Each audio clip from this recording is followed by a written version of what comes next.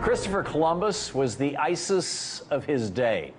He justified rape, murder, and pillage with religion, and he funded his efforts with whatever he could steal. Today, while millions across America are celebrating Columbus Day, the city of Seattle is celebrating Indigenous Peoples Day. That's because last week the Seattle City Council unanimously passed a resolution to honor the contributions and cultures of Native Americans on the second Monday of October. While Seattle's decision may seem unusual, it's actually part of a growing trend. Many cities and states across the country have shifted away from celebrating Columbus Day, and that's because more and more Americans are learning the real history behind Christopher Columbus and his so-called discovery. First of all, Columbus didn't actually discover the Americas, despite what you may have been taught in elementary school. Thanks to archaeological evidence, we now know that there were many other groups from Europe who traveled to the Americas long before Columbus did.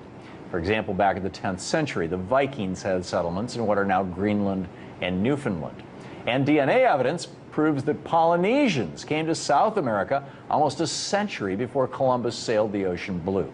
So Columbus's discovery of the Americas really wasn't a discovery at all. But enough about the discovery. Let's talk about the man himself and what he did to the indigenous people who he found when he arrived in the New World. When Columbus set sail in 1492, he was on the hunt for gold to bring back to Europe, and eventually landed on an island known as Hispaniola, which today is the home of the Dominican Republic and Haiti. Unfortunately, Columbus didn't discover much gold on Hispaniola, but he did find something as good as it, if not better: human beings, people. And Columbus thought that the indigenous people that he discovered would make great slaves. When Columbus discovered the Taino indigenous people of Hispaniola, he wrote back to the Spanish monarchs funding his voyage, saying that they are well built with good bodies and handsome features. They do not bear arms, and they do not know them. For I showed them a sword, they took it by the edge and cut themselves out of ignorance. They have no iron. Their spears are made of cane. They would make fine servants. With 50 men, we could subjugate them all and make them do whatever we want. Here there are so many of these slaves. Although they are living things, they are as good as gold.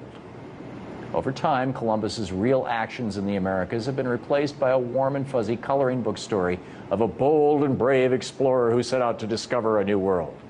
But in reality, as we have learned from writings of Christopher Columbus's own men, the bold explorer raped, pillaged, enslaved, and slaughtered people just to get rich. One of Columbus's crewmen, Miguel Bueno, wrote about the scene when Columbus arrived in Hispaniola for the second time, and thousands of Tainos, or what he referred to as Indians, came out to greet Columbus's ships. Cuneo wrote, "When our caravels were to leave for Spain, we gathered 1,600 male and female persons of those Indians. For those who remained, we let it be known to the Spaniards in the vicinity that anyone who wanted to take some of them could do so to the amount desired, which was done." Bueno also wrote that he took his own sex slave, a beautiful young girl, who, in his own words, quote, "resisted with all her strength," end quote, leaving him with no choice but to, quote, "thrash her mercilessly and rape her," end quote.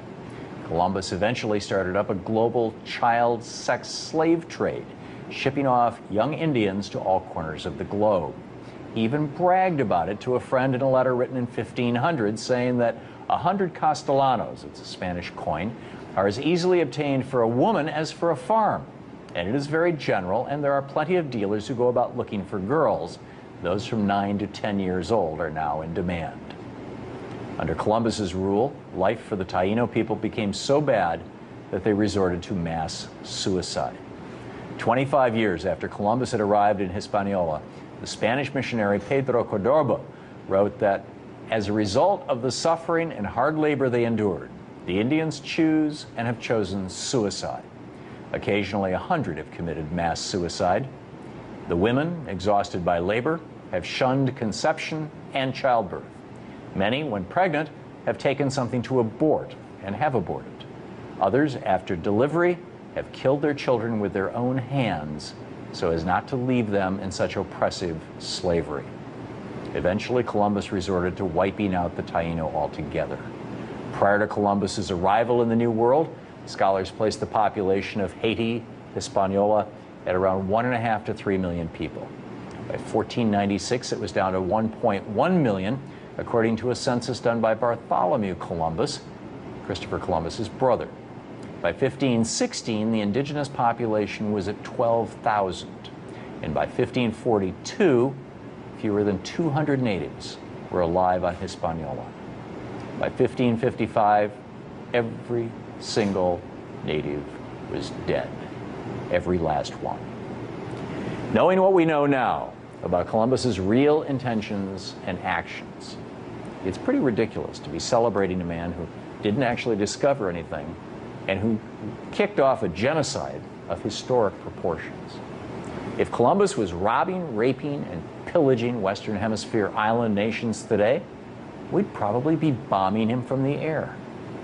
It's time to put the shameful history of Columbus and his enslavement and murder of Native Americans behind us, and instead start celebrating the indigenous peoples who called the Americas home long before Columbus ever set sail.